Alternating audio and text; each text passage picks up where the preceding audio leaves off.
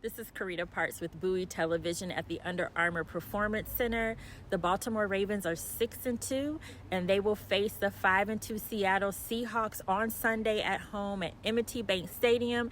And the guys will be in Baltimore for the next few weeks. They've had a pretty grueling travel schedule that included London and then that West Coast trip to the Arizona Cardinals.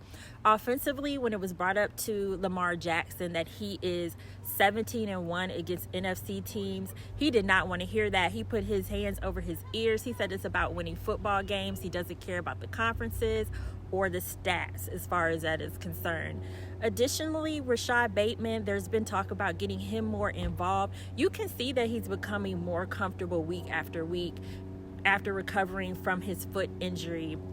So in talking to him, he said that he hasn't lost confidence in himself and that he's just taking advantage of the opportunities that he gets. Odell Beckham Jr., he was visibly upset last week, mostly because he just doesn't feel like he's where he wants to be as of yet. When I asked him what that means to him, he said he really can't explain it, but he has high expectations for himself, which is something that we all know of Odell Beckham Jr. Todd Monken's offense, it continues to come together, so we will see more of those guys get involved week by week. And hopefully towards the end of the season, and if the Ravens go to the playoffs, they'll have it all figured out. The defense continues to just know that they have to make plays on behalf of their offense. So we will see how this all pans out on Sunday. Be sure to follow Bowie Television for all of your Ravens content.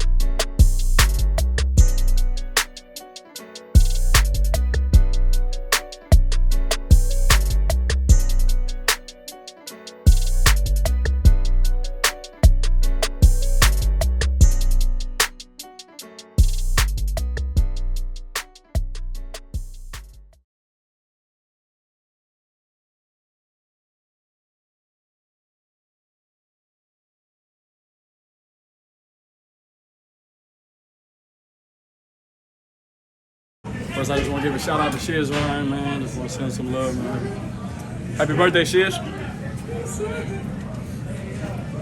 8 weeks into the season, how would you just describe your season so far to this point? Obviously, not where I want to be, but when I signed here, I said I want to come here, win the Super Bowl, and win. And we're 6-2, and on the way to that. So just got to keep going.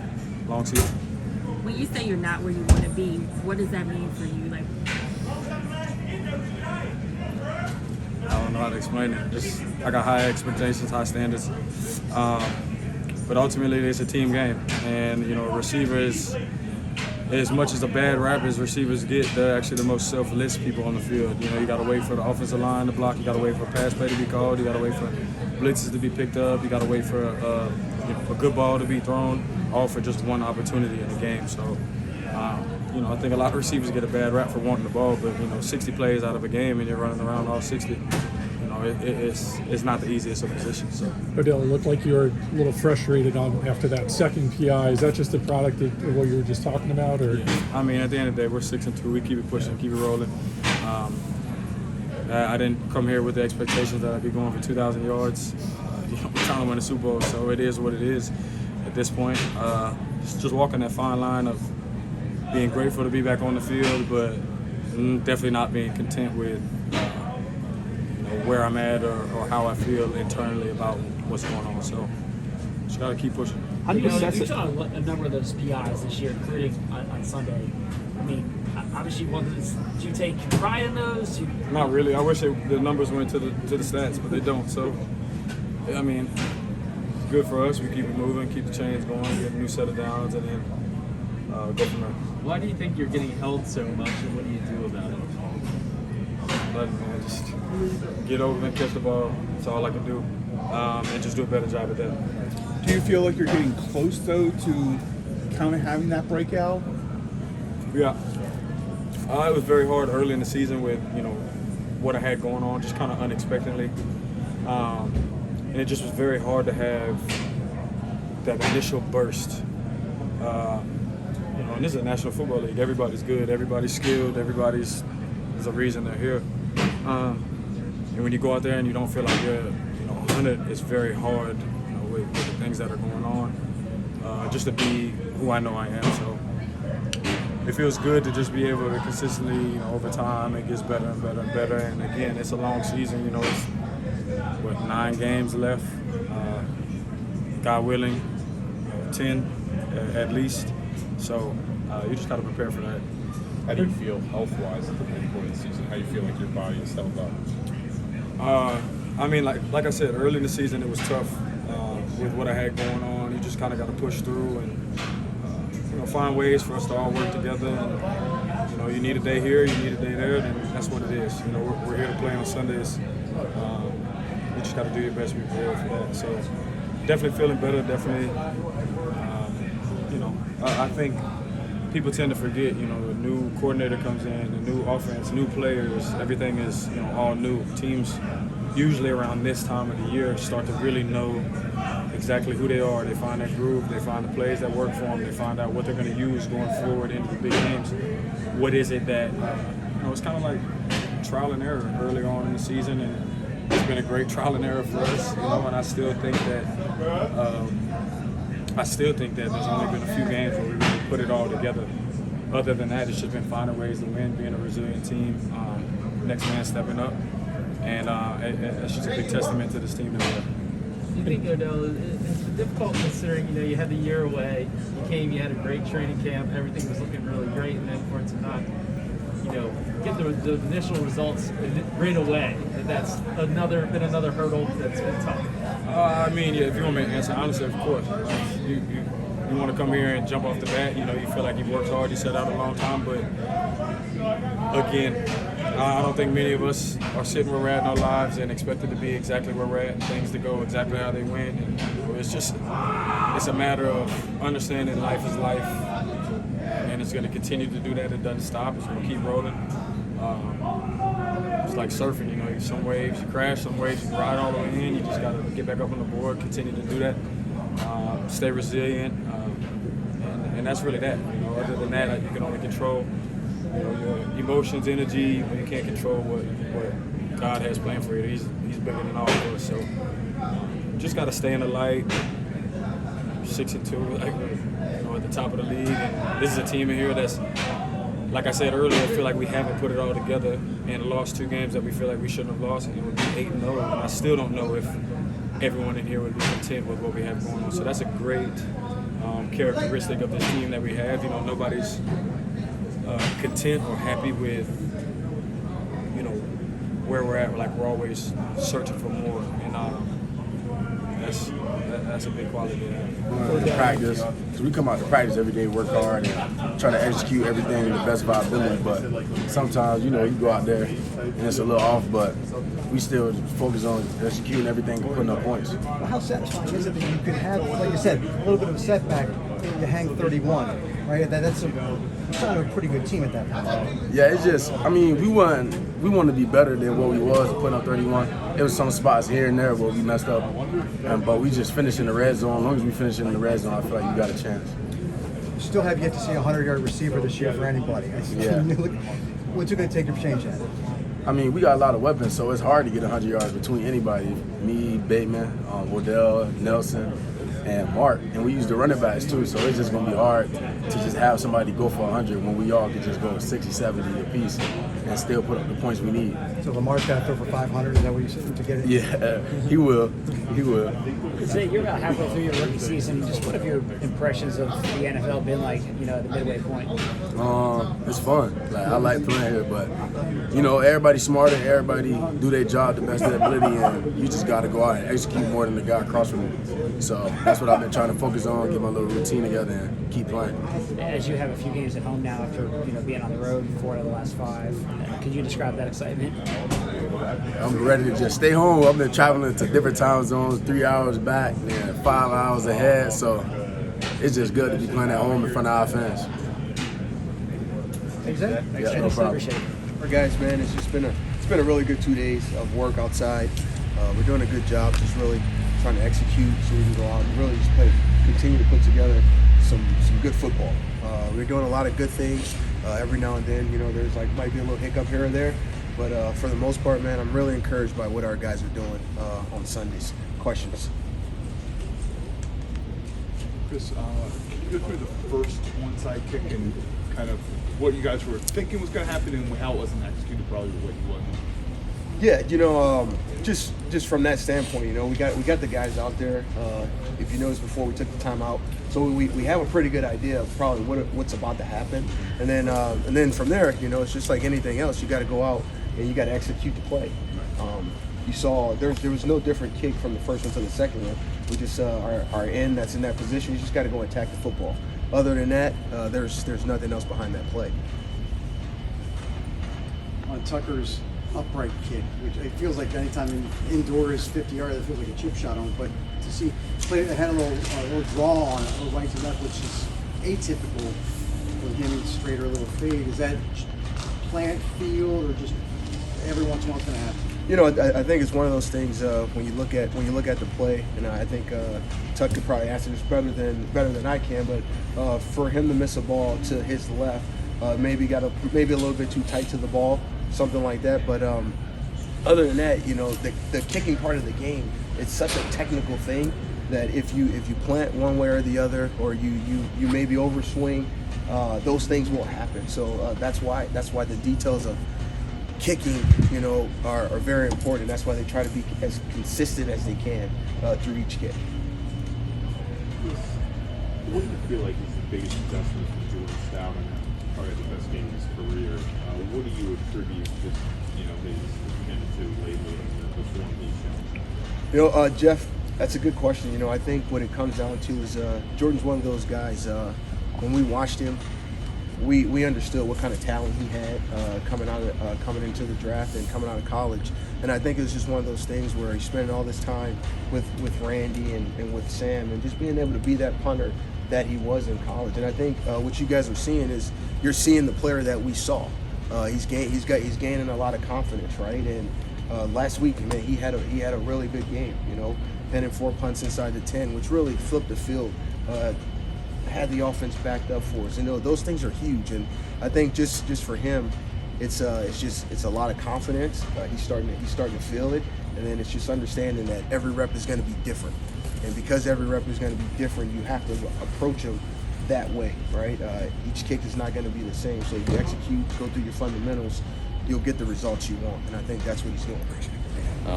He's doing a great job. He's doing a great job with him.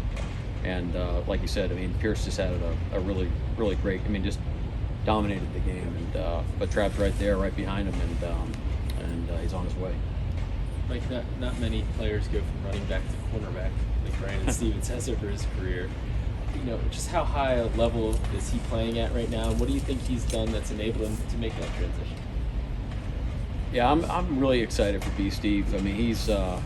He's put in a lot of work, and he's been moved around a lot, and it's great to find him a home of where he can feel like he can dedicate his craft and his skills. He's got an awesome skill set. We've always known that about him, but it's not easy moving around, especially just going from the beginning of his football career, and then all of a sudden you're in the NFL and you're asked to play defensive back, and there's a lot of stuff going on back there, and he's handled it and tremendously. So definitely shout out to him, shout out to the coaches for getting him ready to roll, but put in a ton of work, does it every day. It seems like everyone you ask me about every week, the common denominator is their daily approach, and he's right there with the rest of those guys. So excited for him. Obviously, we're halfway through the year, so there's a lot of work to be done, but he's on his way for sure. In your opinion, is cornerback his forever home at this point? Is he kind of proven that? I mean, it's hard for me. It's hard for me to go jump in head first on that one, but there's probably a pretty good chance he's going to stay there.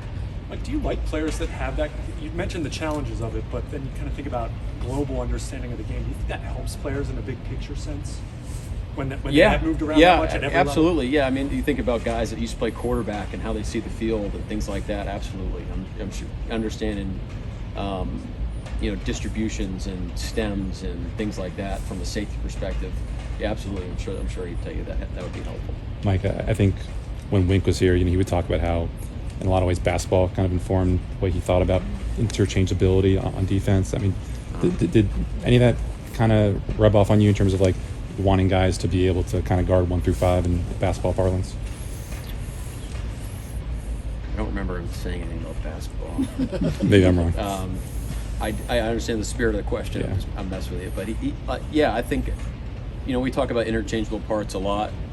I think those are things that go great when you're in the off season and you can start moving things around. Obviously, as you get into the season, I think having consistency and from a week-to-week basis, so guys are used to playing next to one another, is important. So you don't want to move it too much, but having the ability to do that, especially when guys go down or different matchups and things like that, absolutely. I think that's really important, and to how Eric and Harves have built the roster to generate those different types of skill sets definitely gives us flexibility on a week-to-week basis. Like, I think with Marcus returning to the practice field, a question that everybody's asking this week is, you have the interceptions leader in Geno Stone, you have Marcus returning. Does your use of 3 safeties last year and even this year, does that make it a lot easier to say, hey, we got a lot of good players here that we can get snaps from? Yeah, absolutely. It's a great problem to have, to find where to put great players. So I think we mentioned it last week. You'll start to see some guys moving around probably, and again, alluding to the matchups and things like that. Those are definitely things we're considering for sure. Mike, how much does Madubuike's emergence as a pass rusher just make it more stressful for the offense, for the offensive line to worry about what you guys do before the snap? Because now there's someone to worry about inside, outside, slot, wherever. It's great. I mean, it's awesome. He's, when the closer, I think Gaddafi said it last year, it just happens faster. You can get affect the quarterback quicker in there. So definitely there's a time element for sure. And it's a team. If the guys outside of where Beeks aligns can't do the things that they're doing, it doesn't allow him to have those opportunities, and vice versa. If Justin's not playing at the level he is, then that doesn't free up the single blocks, on how we scheme up the rest of the stuff. So it all works hand to hand, but having an asset like that and a guy playing at that level is, especially inside where it gets to the quarterback quicker, definitely is a big difference maker for us. You guys have traditionally rotated a lot on the interior. Odell Beckham, you've had him in Cleveland, you had him here. How close do you feel like, since he's obviously not hitting the expectations he wants, how close do you think you guys are to trying to get everything in sync with him? It's always going to be a work in progress. Just because he's been in and out of practice and out of the lineup, you have a limited off season together, so you're constantly trying to work that chemistry. So it doesn't matter who it is. It's Bates been out for a little bit, then working back. He's a rookie, so the player that's got the most banked reps together that's continued practice, you can see, because that's Mark. You can see that consistently. You guys are passing more on first down. You guys are spreading it out a bit more compared to what the offense was in the past. How do you think that's allowed Lamar to showcase elements of his game that maybe he didn't get to show in past years? Well, it's more fun when it works. I can tell you that. Other than being 2nd and 10, I don't know that. I don't know in the past what they did per se. I mean, outside of just looking at it. Lamar has been diligent and working in terms of, his drop, where his eyes are, in terms of the pass game, and it shows. It's credit to him and T and Kerry, the guys that work with him, and our guys. And it's still got to be more consistent. There's moments where you really like what we're doing, and there's moments we certainly need to be better. Todd, when you have a gifted young player like Bateman, as a coordinator, what can you do to help him get from a great play every once in a while to sort of full-on breakout? I think with him, it's more being healthy. You know, I think that's the biggest thing. Any player, the development, but I shouldn't say it's a player. It's all of us improve with the amount of time we're able to spend on our craft. It's just the way it is. It doesn't matter. The more he's able to get out there and practice and get into games, he's able to sustain that. He's only going to continue to get better. He's no different than a coach. You know, any job that you've got, it's just consistently staying healthy. And when he does, you can see that. You can see that on the field. Do you ever game plan to specifically get a guy more opportunities, or is that not really the way you look at it? Sometimes. I mean, sometimes you have on your call sheet like where you think there's opportunities for a player, but sometimes the defense takes that away. You know, other than a screen, you know, other than when you know the ball is going to a specific player, a number of times coverage could dictate that. You know, and then you've got to go somewhere else with the football, and then, you know, being able to move players around can help that when you're expecting certain coverages. So that's why it's certainly more advantageous the more weapons that you have, because when the ball finds them, you have more playmakers. That's just the way it is. It's harder to take certain guys away, or at least scheme up where they might be. So you're constantly trying to move guys around when that's possible. It's not always possible because you got to practice. You got to be able to rep things to be able to carry it over to games. In the past year, they've more embraced the running back by committee approach.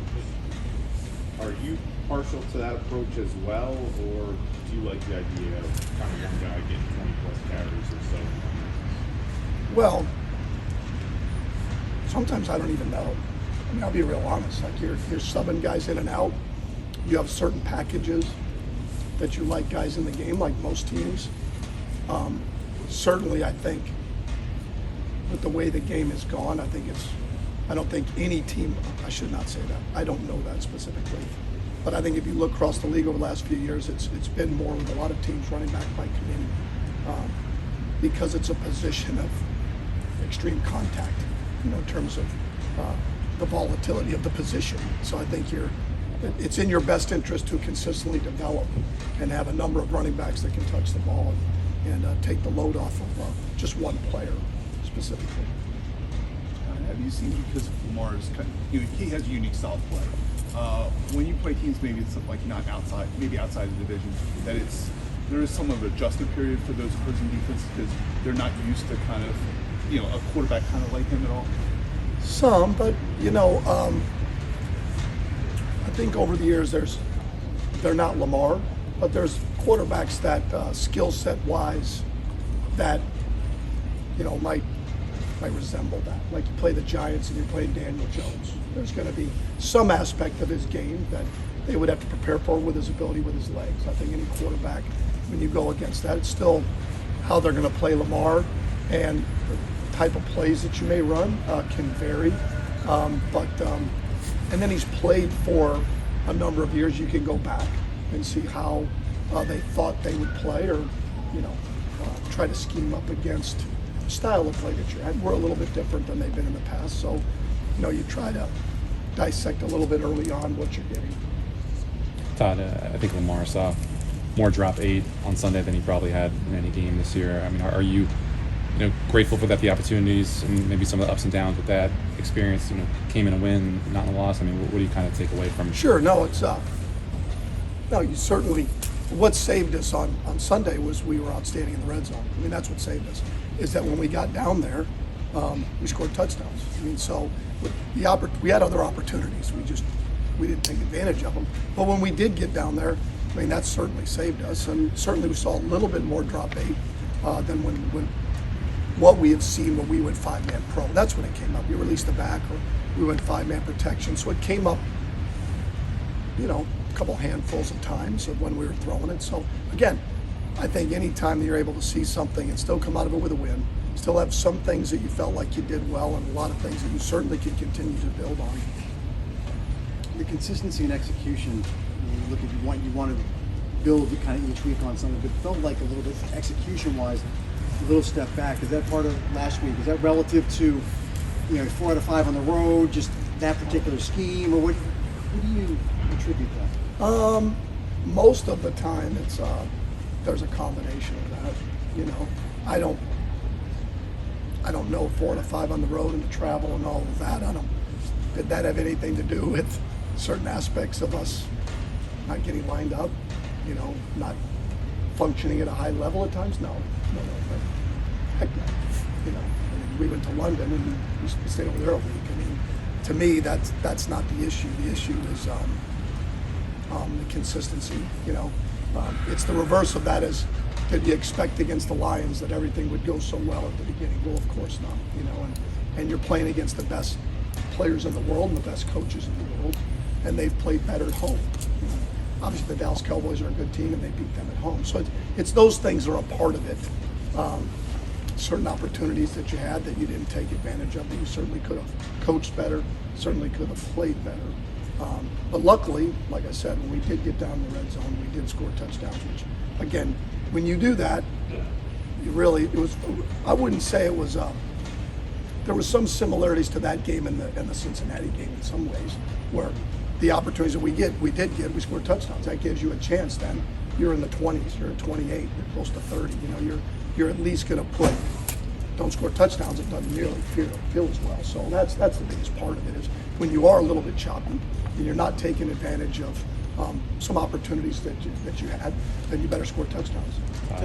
Overall, through 8 games, are you pretty pleased with how you guys have run the ball overall? And sometimes the running game late in the season takes on more meaning. Do you feel there's another level to get to, or just one? I was pleased. I have been relatively pleased in terms of how we've run the football. Certain times we could be better. We certainly, Sunday, felt better. We ran the ball better in the second half, called it better in the second half. We had a few more RPOs early in the game that got thrown when we had opportunities to run it. And that really, the drive that got it to 24 and the drive that got it to 31 really, if you said, throughout the game, outside of the first time we scored, made you feel good about it. We wanted to end the game on our terms, and we didn't end it then, but it's the last time we got on the field and we're able to run the football. And I like the way we scheme it. I like our guys. I think we are certainly capable of that. And we need to continue that. You can't control the game if you can't run the football. You just can't control the game. Your play action game's not at speed, your short yardage, your goal line. We've been good in the red zone because we've been able to run it.